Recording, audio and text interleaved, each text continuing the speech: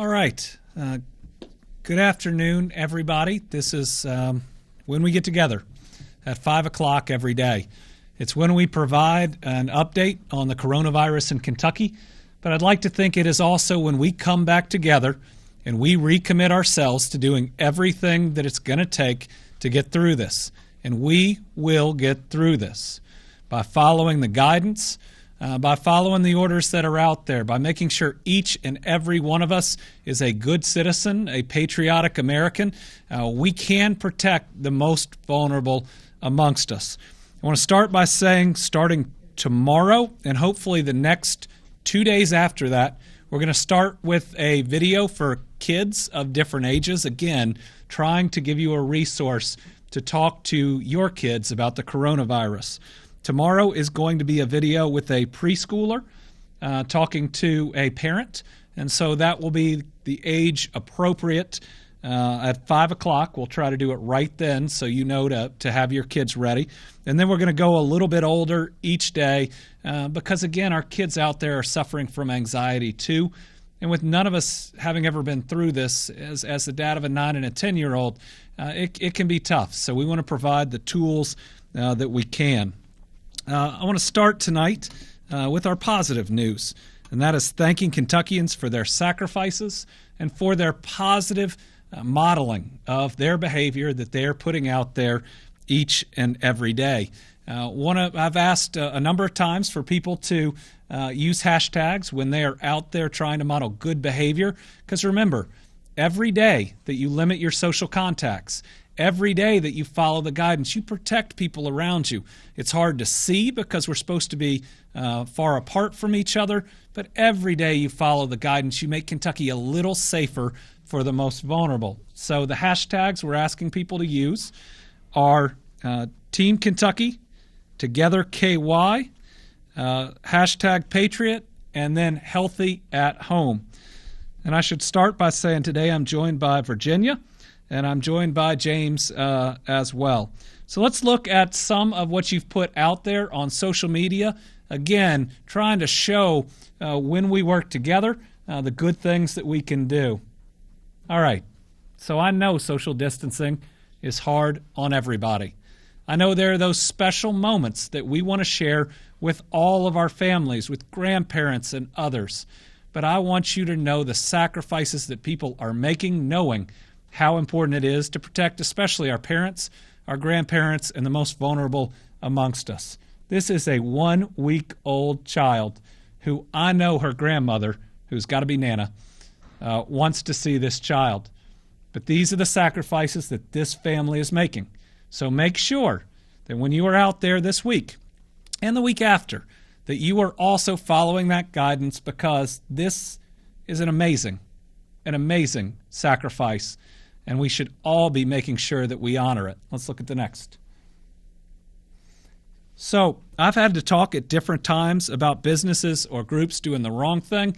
How about a business or a group doing the right thing? This is Sullivan University donating what we call PPE. That's the protective equipment that our healthcare workers need to Norton Healthcare, which is in their same city. And if you notice on here, it's donating. At a time when we are all bidding against each other as states, and in fact having to bid against the federal government just to get this personal protective equipment, look at this type of selfless act. That's where we ought to be right now. And it's the people that are sewing masks. It's everybody that's doing everything they can. And look at this, one entity giving away something that they even bought to make sure that we can protect other people. I appreciate both of those groups. Let's look at the next one. Our every day, when I need a boost, I look at the things that our kids are doing out there. They are so resilient. And when they think they are helping other people, they can inspire the very best in us. Once they're told, and it's still a little tough, that what they're doing is protecting people around them, my goodness, the creative ways they find to take up their time is pretty special. Let's look at the next. So food pantries.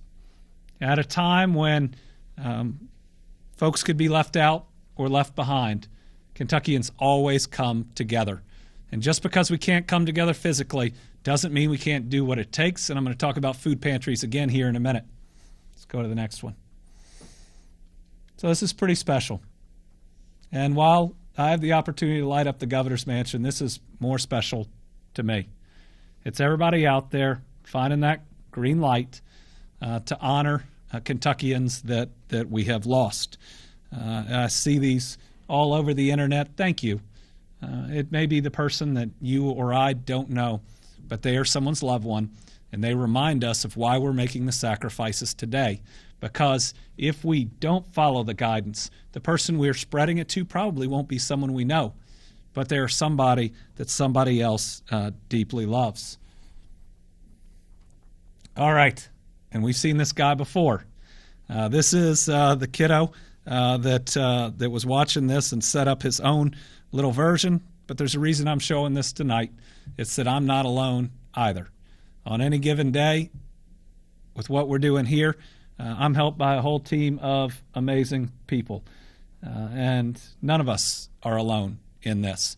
Even if we don't get to see people the way that we normally do, even if the contacts that we have are different in our normal lives, there are special people around us helping, even if they are about 6 feet away. So thank you, Virginia. Thank you, James. And thank you, Kenneth. And that does look like Kenneth. Also want to thank everybody who is donating that personal protective equipment.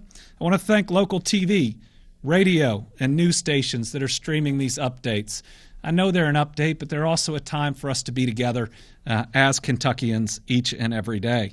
I want to thank you to all the houses of worship, the churches, the synagogues, the mosques that abide by the guidance and aren't holding in-person services and are getting their messages out other ways. I want to continue to ask any of those houses of worship and anybody else to ring your bells at 10 a.m. every day.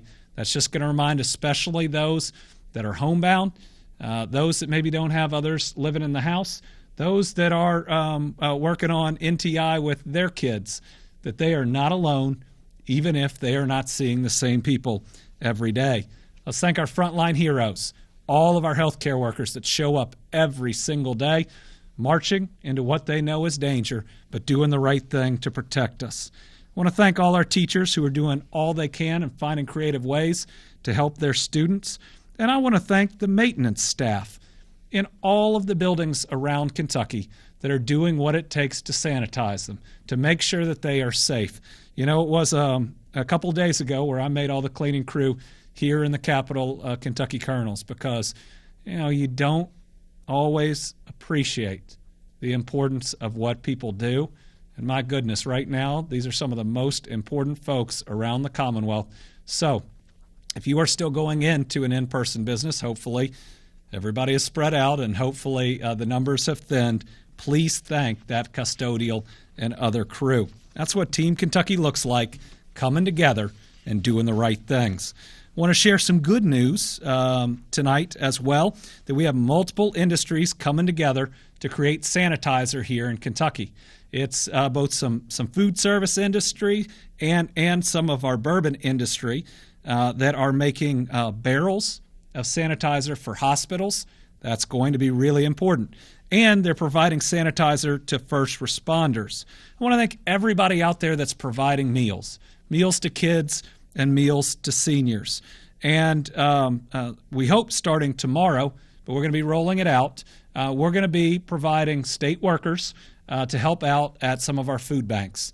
We have food banks that right now don't have the volunteers they need with the extra capacity.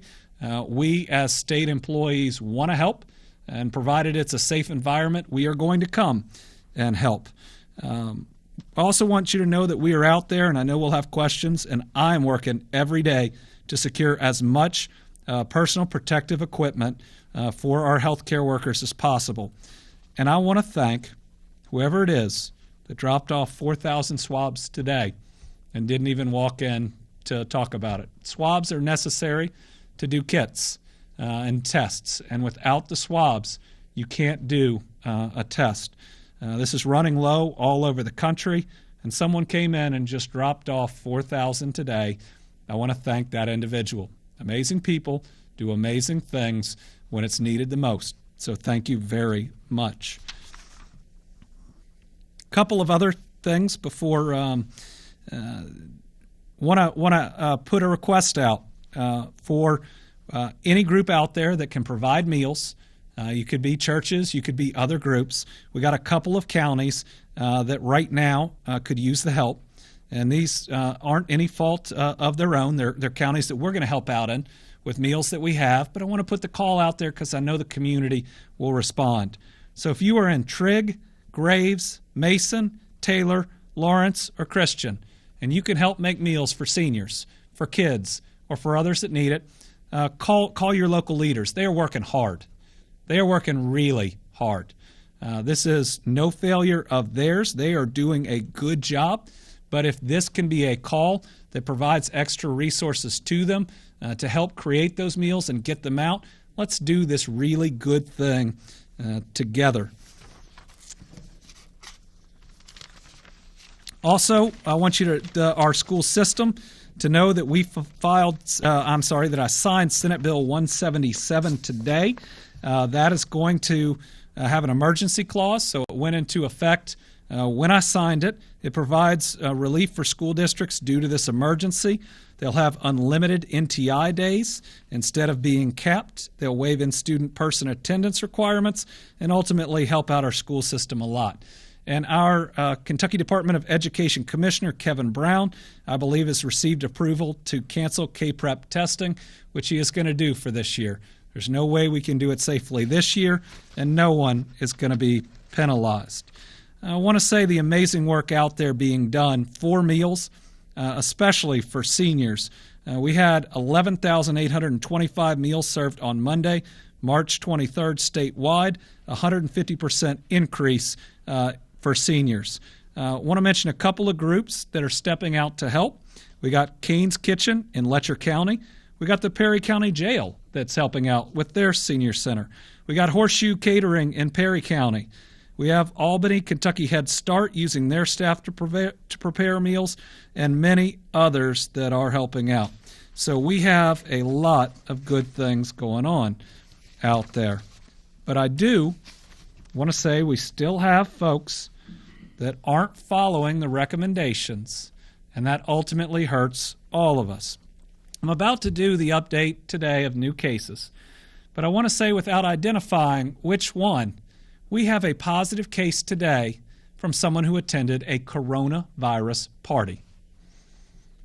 And this is the part where I, the person that tell everybody to be calm, have to remain calm myself. Because anyone who goes to something like this may think that they are indestructible, but it's someone else's loved one that they are going to hurt. We are battling for the health and even the lives of our parents and our grandparents. And don't be so callous as to intentionally go to something and expose yourself to something that can kill other people. We ought to be much better than that. And folks, I mean, we all owe each other a duty. We all owe each other a duty to protect each other. And we simply can't have folks that are doing things like this. So this is one that I hope I never have to report on again. This is something that no one should be doing across the Commonwealth.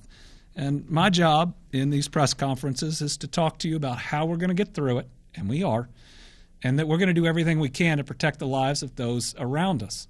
But this is one that makes me mad. And it should make you mad, but ultimately, the power of forgiveness, we get through this, we should forgive that person, but no more of these, anywhere, statewide, ever, for any reason.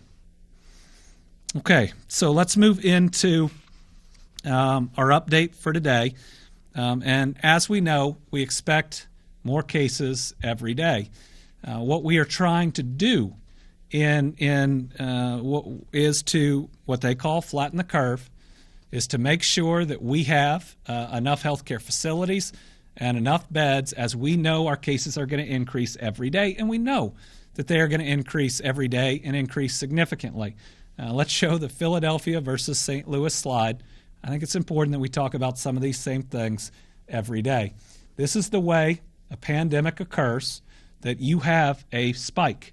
And it's a big spike regardless of which city you are of cases. And we know we are now in the midst of that spike, but we don't know where we are, and we won't know exactly how well we are doing until we get some more data. But let me tell you, I believe that we acted fast, we have acted aggressively, and we are doing everything we can to make sure that spike is more like St. Louis's than Philadelphia, so that we have enough healthcare facility and capacity to make sure that we can take care of everybody that we need to. Let's show, we don't have a lot of data in Kentucky right now, but our cases are increasing significantly day over day. So this is a little bit, again, with just a little bit of data about where it looks in Kentucky today, and this is all expected. And folks, this can, and we hope still, would fit in that St. Louis graph just on the number of cases that we're seeing, and we know that we're going to see them day after day. So our numbers today are, we believe that we have 163 cases of the coronavirus, which is 39 new cases since yesterday. We haven't been able to confirm all of them because, again, we've even had one more lab come up today that we have seen, and we are not getting all the information as quickly as we need. So of the new cases, I believe that we have, I can account for about 29 of them. We have one in Christian, one in Clark, 3 in Davies. I believe we have 12 in Fayette, but I can confirm 6 of them.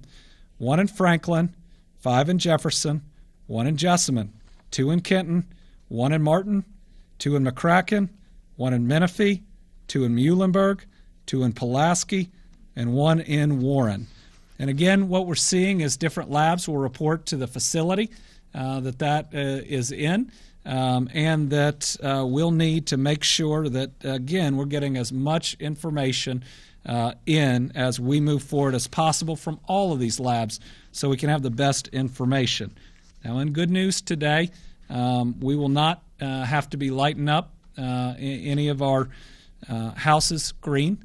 We've done a good job of protecting our people today. Though we know more of that is coming, we do have to be prepared for it, and this is why we are taking the steps that we are taking, because the risk to our most vulnerable is significant, and we are going to do what it takes to make sure that we protect them. All right, I'm going to talk through some of our previous actions and then talk about some steps we're going to take moving forward. And with this being the single biggest day that we've had thus far with an increase of cases, we are going to have to be taking increasingly significant steps as we move forward. Again, we know that we are in the time where in any pandemic we have escalating cases, which means we got to continue to act now, and act in a significant way that protects our people. So we declared a state of emergency, unlocking more resources to help our people, activated the Emergency Management Operations Center and the State Health Operations Center. We announced our COVID-19 coronavirus hotline. That is 1-800-722-5725. That's 1-800-722-5725. Let's put up the infographic on when to seek care and when to call it. Now, I mentioned yesterday that this guidance has changed. If you are well but nervous, call the hotline. That's 1-800-722-5725. It has been significantly staffed up, and while you'll have to be patient, we want to talk to you if you need to talk to us. If you are sick, but you might not have sought medical attention but for the coronavirus, we want you to call your local health provider, call your primary care doctor directly. Don't go into the office. Call them. That's the type of behavior we need during the virus to make sure that you are not going into a place where you might be exposed to it. And third, if you are feeling sick and you would have sought care, or if you are injured, go ahead and go to your health care facility. These are all important steps to make sure we have the health care capacity to help the sickest amongst us. Again, this is about being a good neighbor. It's about making sure we keep our cool and we keep our calm, and we make sure that the resources are there for the most vulnerable amongst us. We also have launched our website, and our website is the definitive source in Kentucky for information on the coronavirus. It is kycovid19.ky.gov. All of our recommendations, links to any of our orders, everything that you need, we are trying to put on this one website. And it's important to have just one and not a whole lot of other places to go, because at a time when things can be spread through social media that aren't true, and at a time when enemies of our country are trying to use those methods of social media to stir unrest, we need one place for people to be able to go to get that information. We have also moved our primary election deadline, our primary elections themselves, to June 23rd, 2020. But again, we will make it safe, make sure it's safe before we ask any of our poll workers to show up. We've been working to protect health care for our most vulnerable Kentuckians. That's making sure we do everything we can, whether it's private insurance or Medicaid, that treatment and testing is free. We've had to limit visitation to virtually any facility that caters or provides for a senior. We've allowed pharmacies to refill prescriptions up to 30 days. We have taken steps, and I want to appreciate our local leaders for a minute in taking steps when it's necessary to make sure somebody self-quarantines or to do everything they can to stop a gathering where the coronavirus could be spread. These things are happening across counties, and you know what I'm finding is that our local leaders are exactly where I am. There is no Democrat or Republican right now. There is only American versus the coronavirus, and we are seeing local officials step up and do what it takes to protect their people. And for all of you, I greatly, greatly appreciate you. We are providing guidance to support good mental health and relieve anxiety. If you could put that one up, this is so important. You know, as the days or the weeks or even the months progress, we got to make sure we are mentally strong. The way that this virus spreads, tests our resolve, and tests our mental and emotional health. We are people that want to be close to each other, and this virus is truly testing that. Staying strong mentally, physically, and emotionally is our key to making sure we can do this however long it takes to beat the coronavirus, because that is what we have to be willing to do. We've also now signed an executive order ceasing all elective medical procedures. I know there are those that disagree with that out in the state, but almost all of those procedures require the personal protective equipment and also the time and the beds that we are going to desperately need when this escalation continues. My job is to make sure we have 100% of our healthcare capacity ready as we see increasing cases. We have started and are working statewide social distancing every day. And we've banned all mass gatherings.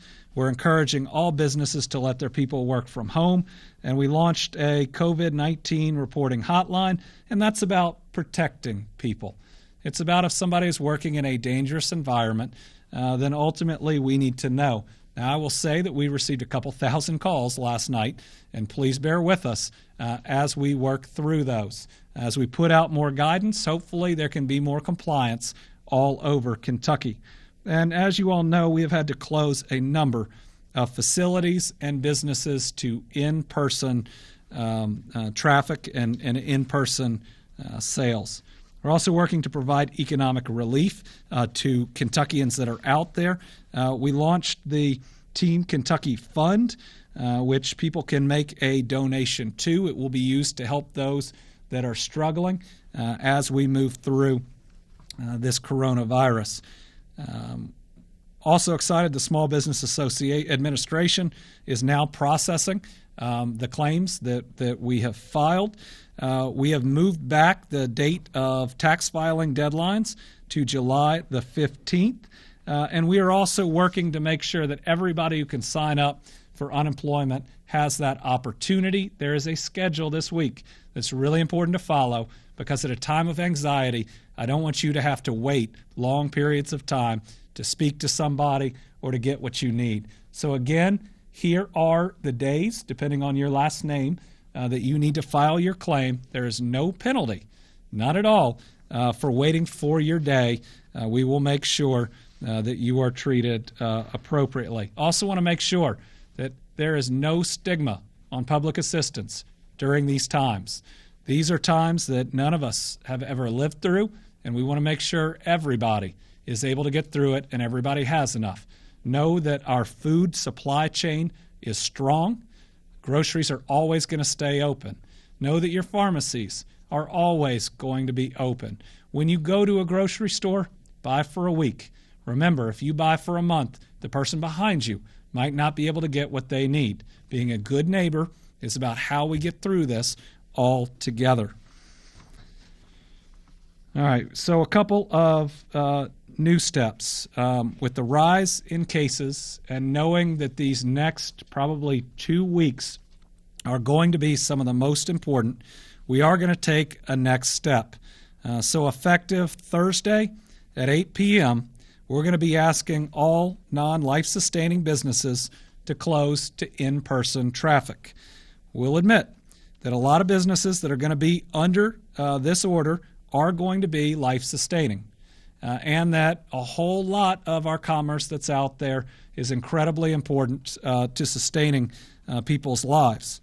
But even for those that are going to be accepted under this order, we are going to mandate the type of social distance that we have to see out there to protect our people. The order is going to be out tomorrow, and that'll provide the details and give time for people to ask questions. But let me just say this. At the very least, these types of stores will stay open. Groceries, drugstores, pharmacies, banks, agriculture, none of those will close. Drugstores won't close. Gas stations won't close. Manufacturing key to our national interest or life-sustaining goods will remain open. And a couple of others just to make sure. All of those under the federal critical infrastructure sector will remain open. The retail that we mentioned yesterday or 2 days ago that will remain open will still remain open. Food, beverage, and agriculture will remain open. Media, gas stations, and businesses needed for transportation. Financial services, housing, building, and construction, mail, post, shipping, logistics, delivery, and pickup, laundry services.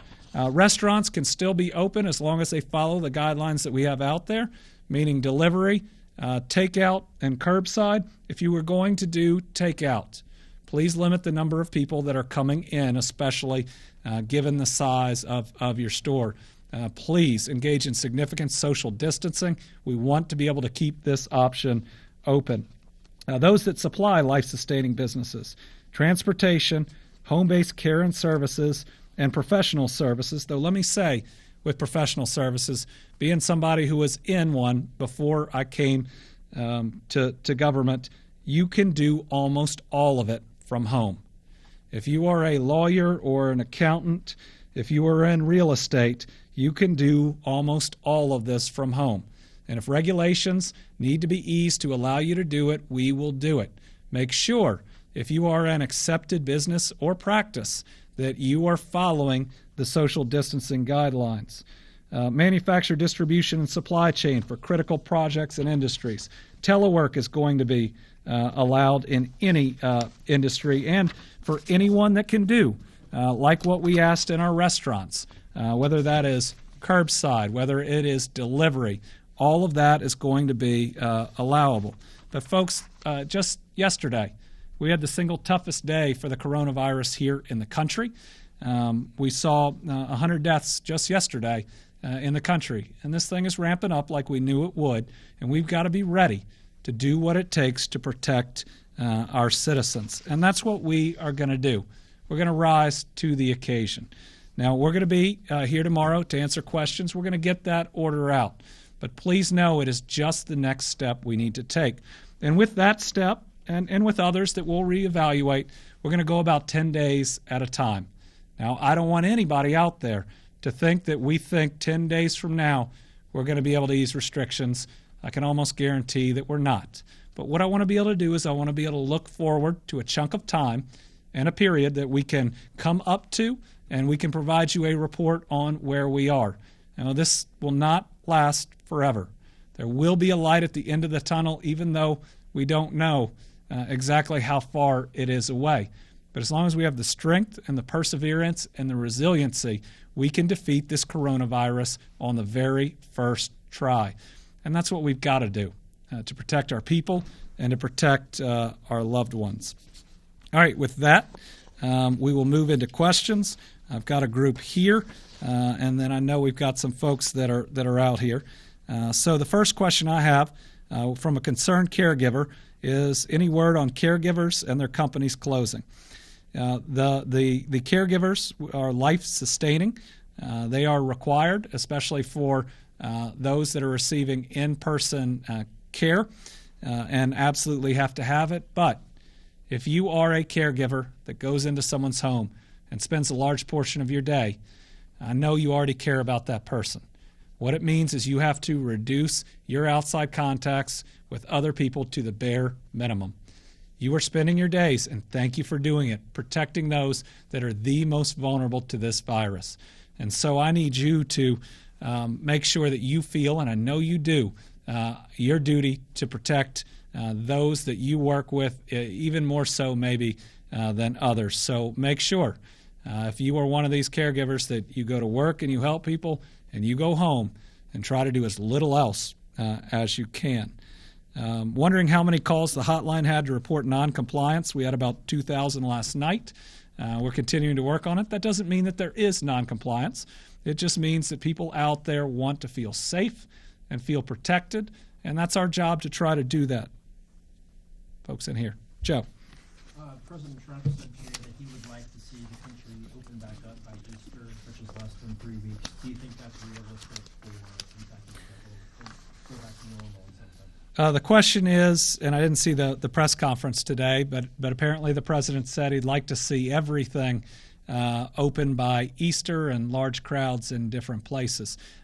We've got to be ready to do what it takes to defeat the coronavirus on the very first try. So my son Will is supposed to be baptized in his church this Easter. And that's something that happens in person, or at least has in my lifetime.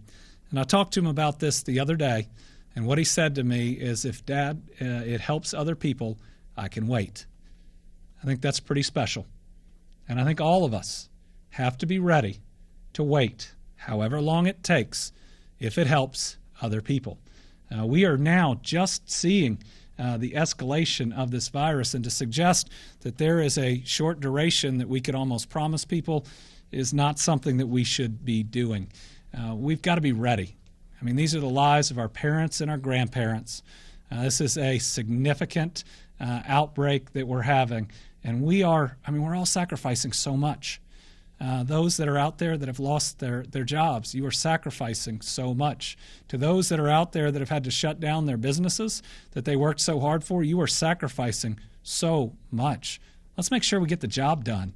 After what we've asked you to do, let's make sure that we defeat this virus and we don't just set a random number of days and then stop doing what we're doing, and it result in a threat to the life of so many Kentuckians. Yeah. Joe. The other Joe. My ears perked up when you said the other guy.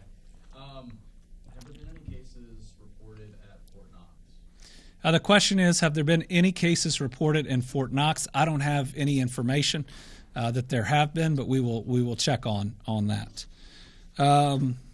Besides the SBA low-interest loan program that's now been approved, are there plans for Kentucky-led efforts to provide relief specifically to small business owners, or would this be wrapped into the Team Kentucky Fund announced last night? So I want to talk about small business owners and independent contractors. Oftentimes they might be the same, but they're not always the same. They're independent contractors that don't own their own small businesses. We know you're hurting. We know that you don't qualify for unemployment, and that is an error in the system. That's because the unemployment system was set up never anticipating something like this. Let me tell you that we are fighting for you, and we hope to have some good news as early as tomorrow for many of you. The system is unfair. If you fall into one of those groups, I believe, and I'm going to fight to get you unemployment as quickly as we can. You need help just like everybody else. And I think I saw an article today of somebody saying they shouldn't have to starve. They're right. They should not have to starve. And we're going to do everything we can, and we hope to have more good news soon. I'm sorry that we don't have it today, but I'm working towards it, and I can tell you every day that I don't have that good news to provide you. I'm disappointed. I'll continue to work on it. When I'm talking about private labs not sending their negative tests, does that include U of L? So right now, we now have, I think it's 11 or 12 different labs that we may get results from. Now, most of these are national labs that are out there, and how many tests they'll do on any given day can vary greatly because they're servicing different parts of the entire country. We do have some local labs that have come up online, which we appreciate, U of L and UK. We have had some communications issues with U of L, and we are working to get those resolved. We are still not getting all of the negative tests there, though we do have the commitment that we will get that done. Have I formally requested that the private labs send this info, and what type of response have we been given? Yes. We have made that request. We believe it is under regulation, and it's not to cast blame on anybody. Everybody's trying to do this as fast as they can. U of L or anybody else is trying to up their capacity, which is what we need, as fast as they can. And U of L has increased their capacity almost every day, and that is a really good thing for which they ought to be commended. And I'm talking to some of them now. Thank you for what you're doing. For UK getting up online, thank you for what you're doing. We need you to do that. We'll work out the communication problems, and I know that we'll get to a point where this will be seamless. The most important thing for those groups is make sure you can do as many tests as you can. How many of the state's positive tests were first reported by a private or U of L lab? We'll work to collate that and just get you a number. Yes, Catherine. Right. Do you have any update on people who've recovered? The question is an update on people who've recovered. Thank you for that question. We believe that we have 4 people that have fully recovered from the coronavirus, and that is good news. And remember, this is one that it can take a period of time to recover from, and we didn't see our first case more than, I think, a month ago. And so seeing 4 people already through it and out of it is really exciting. And let's make sure that we remember in trying times that compassion and kindness are 2 of the most important emotions. Those people are fully recovered. There is no reason to treat them any differently. There is no blame for them having it. And remember, for most people that have this, they're asymptomatic. They don't even know. And so I know with some folks that are diagnosed that there is a sense of guilt that they may have infected people around them. It's okay. We know that for the vast majority that you didn't know. And that's the way that a virus works. So anybody out there that is tested positive, that is worried about that, all we're worried about is you. Get better. We want you to add on to those 4 that have gotten better, and we look forward to seeing you very, very soon. The businesses that are going to have to close 8 o'clock Thursday, can you elaborate a little bit more? I'm a little confused on what business those are. Phil's asked what types of businesses are going to have to close by just to in-person traffic by the end of Thursday, and those are non-life-sustaining businesses. We're going to have an order out tomorrow that goes through a lot of what that is. Now, I will say a large part of our economy is life-sustaining when you look at the different needs that we have. But there are going to be a significant number of businesses that will fall into the category of either, number 1, not being life-sustaining, or number 2, now being required to telework or significantly alter the way that they go about their business. If we truly want to stop the coronavirus, we have to make sure we're taking the steps that we need to. And yes, this is tough on our economy. I mean, so many people have already suffered in it, and it's going to be harder. But to defeat this virus, we're going to do what it takes. We will rebuild. We will restock. We will restart where it's necessary. We can do it. We have done it before, and we will do it this time too. I think we have a question, like we do every time, on PPE, which is a new part of our nomenclature. Of the 124 that were now up positive cases in Kentucky, how many are hospitalized? What we typically see is it's about half and half. Though what we are seeing is that hospitals are doing a really good job. It's how many are in the ICU? As of the last information we had, it was only about 6%. And so even if the last information on just positive cases we had was about 33% having some type of hospitalization, so that would actually just be about a third, our hospitals are doing a wonderful job in keeping people in good shape and ultimately being able to transition them to home. And one of the tough questions about those that have tested positive at whether they're in the hospital or at home is our hospitals are doing a good job of getting them to a place where they can be at home, which is where I think we would all want to recover if we have the opportunity. We do have a little over 18,000 hospital beds in Kentucky. It's a number that's been asked for before, and the question is it going to be enough? Our goal is to make sure we have enough capacity by doing two things. Number one, by, I'll call it flattening the curve, but by reducing our contacts to make sure that there are fewer people that come down with the coronavirus.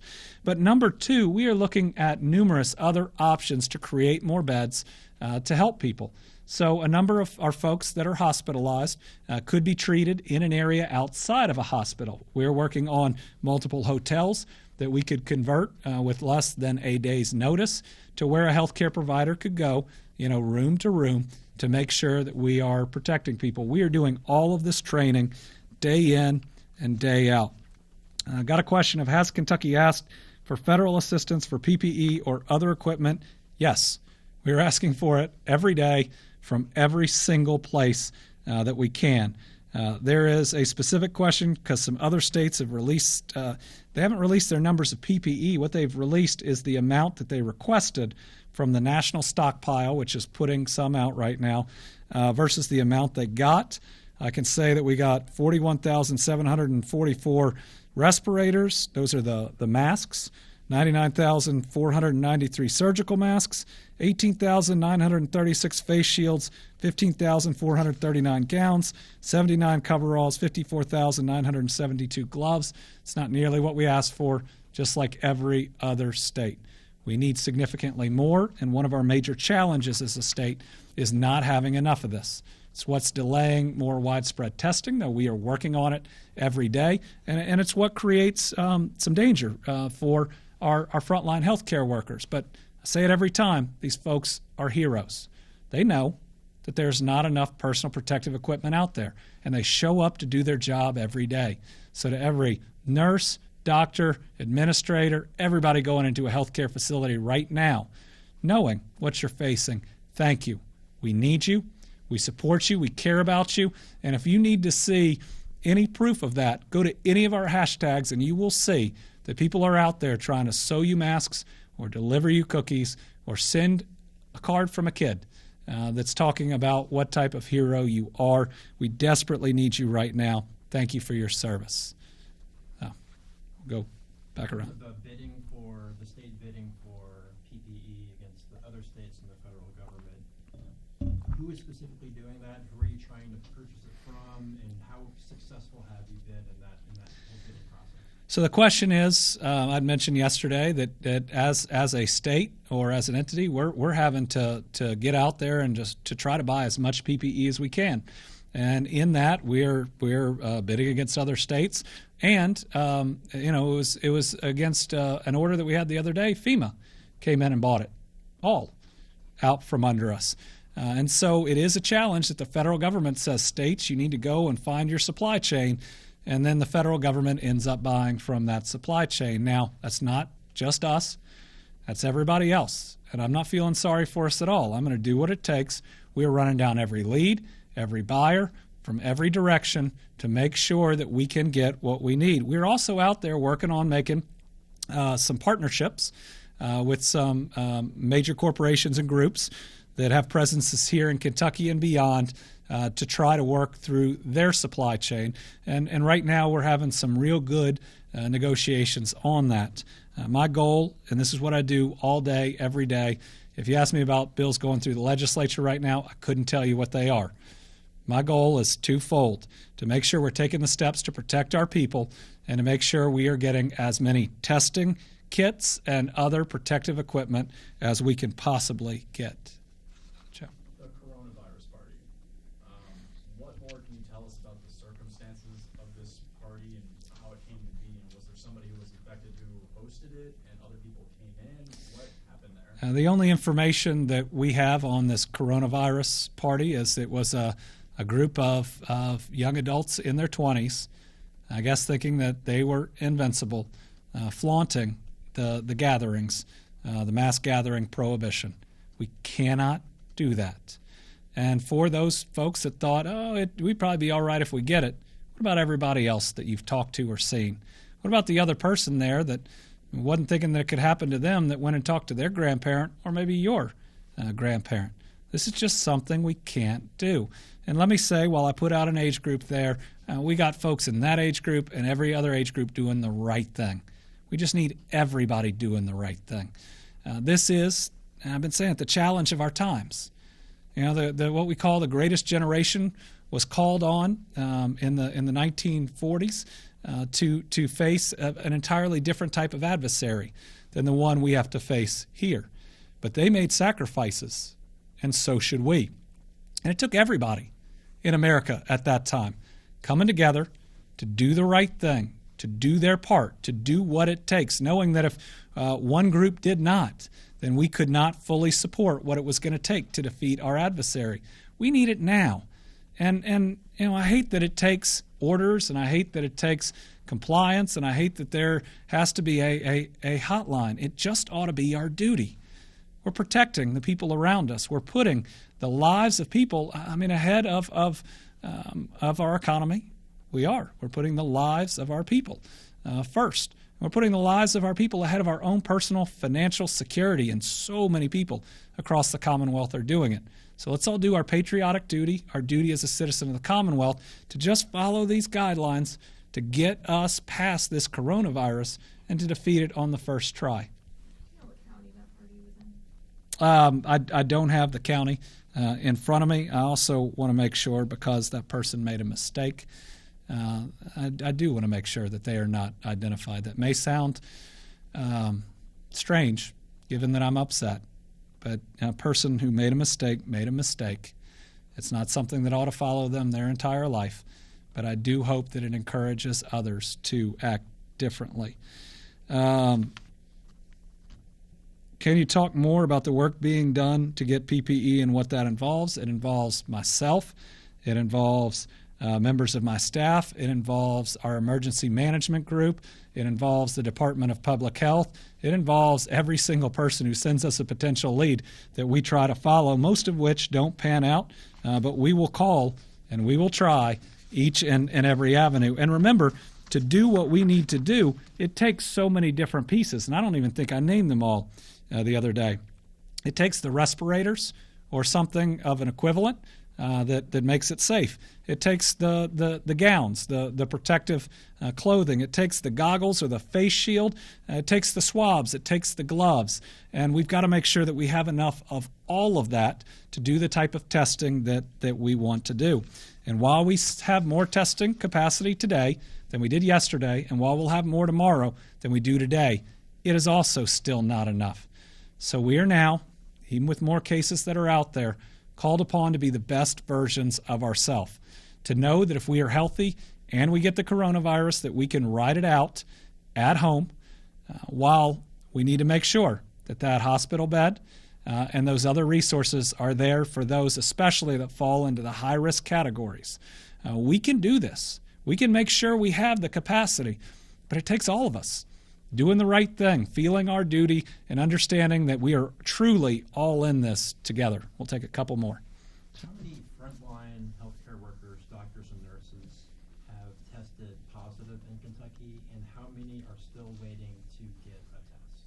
The question is, how many frontline healthcare workers have tested positive for the coronavirus, and how many are waiting to get a test? I believe I know of 4 that have tested positive, though there may be more than that. And I'm sure that there are many that are waiting to get a test, though we have certainly in testing prioritized our first responders and our healthcare workers. And again, that just shows you how incredible that these folks are.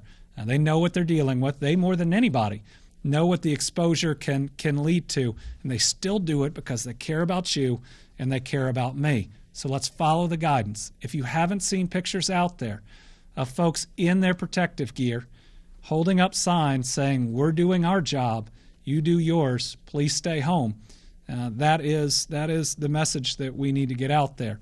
And remember, healthy at home is the best place that you can be. You know, with all of these steps that we are taking, you should be spending as much time in or around your home. It's the safest place you can be, and it's the way that you don't spread this to other people. You will always be able to go to the grocery store, the drugstore, or to get things that you need. You're always going to be able to do that. So don't flood stores. Don't panic. It's always going to be there. But the more time you spend at home or out on your own, I know that there have been mayors that have had to close parks because people kept coming together in them. Remember that if you're outside, you need to have that social distancing. And every time people aren't willing to do the social distancing, we got to take more steps. But that's to protect the people that we love and care about. I do want to go back around to the coronavirus party real quick just to clarify something. Did someone at the party actually know or test positive for the virus, or was it just a gathering? Oh, the question is about the coronavirus party. We don't think that folks there knew that they had it. They were just intentionally getting together in the midst of all of this, probably because they thought that it couldn't happen to them. It can, and I'm sure that individual is going to be fine and all the other individuals that are there. My concern is how it spreads. So no more of this. No more of this. People cannot be getting folks together knowing what's out there. We have seen it spread in multiple places where people said it shouldn't happen to us or we should be accepted or exempted. And we'll get more information out about the other closings, at least to in-person traffic. But don't simply fight to be the exception to the rule. If you are doing that, I want you to really think about whether you are absolutely necessary or if you are putting your bottom line ahead of the people of Kentucky. And I know that's not the way that people are normally asked to speak, but this is the defining moment of several generations about whether we are willing to put each other first, about whether how much we care about each other's lives is paramount, and I know we do. And what typically happens after we announce these steps is for the first couple days, people think, how can we do these things? And after a couple, they feel that same duty. And they buy in and they understand that what they're doing is protecting their employees, protecting people around them, and that we're living in different times. It's a different time now, and it'll be a different time as we rebuild. And make no mistake, we're going to have to rebuild. But if we can defeat the coronavirus, and we will, we can rebuild too. So let's take one last one. As far as like the hotline that people are supposed to call if they see their manufacturer or their employer doing something that they shouldn't be doing, who's going to police that? Who's going to respond to that? Is that going to be overwhelmed for law enforcement, or who's going to be? So the question's on the hotline, and when you call, who takes the call and what happens with it. It's members of our labor cabinet that answer it, and their goal is to work with whatever facility or group or the rest that the calls come in with to just make sure that people are being safe. That this isn't a line where people are turning folks in. It's a line where we're just trying to encourage the right things, and it lets me and us know if there are people out there that are being exposed in a place that could do better. And the easiest way to not have to worry about this is to do better, is to spread people out, is to follow the CDC guidance. You know, we talked to a group a couple days ago that said they were following the guidance. In fact, they'd just taken the first step that day. Well, the guidance has been out a long time. So again, just make sure you are doing the right things. And remember, if you're not doing them and someone has the coronavirus in your facility, a whole lot of people will get it in your facility. And then it won't be, can we spread out? Can we slow down? It'll be about shutting down for a period of time. It is not just the right thing to do because it's the lives of your people. It's the right thing to do as any type of organization, because we're not just talking about business. This could be a nonprofit too. We've asked nonprofits that accept goods to stop accepting goods.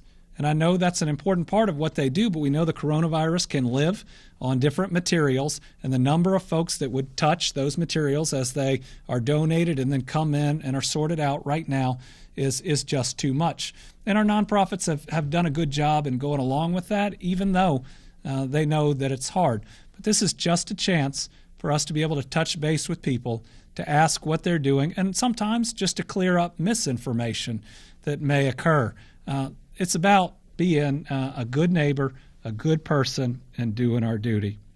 So I know, folks, today we had the largest number of new cases that we've had, but we expected that. We've been talking about it. Tomorrow, we will probably have more than today. This is the way that these work. Now, our goal is ultimately to lessen the number of people that get it, though a lot of people are going to get it. Our main goal is to protect the most vulnerable, to make sure that those that this would harm the most don't get it, and if they do, to make sure we have the healthcare capacity to handle it. And so we're going to be called on to do things that we never thought that we would. If we're worried but well, to not overwhelm our healthcare facilities. If we do get the coronavirus but we're pretty healthy, to make sure we ride that out at home as long as we are having a doctor or a healthcare professional check in with us. And making sure that those who really need the resources that are out there can get those resources. And this is something that none of us ever expected and none of us ever thought that we would be dealing with. But we have the resilience and we have the strength. Every time that we have faced a major adversary, we have defeated it, and we can here too. And my belief is we can do a better job than we have ever seen in the past in dealing with these. That we have better information, we have better communication, and we care about each other, and we know the stakes. So let's make sure that in the future, when they put up graphs like Philadelphia and St. Louis, that there's a graph of Kentucky that shows about how much we care about each other, what we were willing to sacrifice, and the number of people that we saved simply for caring about each other the way that we do. We'll see you back at 5 o'clock tomorrow. Remember, we're going to make it through it. Stay calm. Make sure you're taking care of each other. Don't buy more than you need. And we're going to make it. We're going to come out of this strong. Make sure your physical, mental, and emotional health are all kept up. Take some time for yourself when you're overwhelmed. Take a walk. Make sure you're paying attention to your kids' needs too. Keep a schedule. Do those things that make sure that you are in a good place. And I'd ask one more thing tonight. When you see other people, obviously from 6 feet apart, ask them if they're taking care of themselves. Because most of the time we worry about all those around us, and we don't quite do what we need for each of us as individuals. We'll talk to you tomorrow. Thank you, Virginia.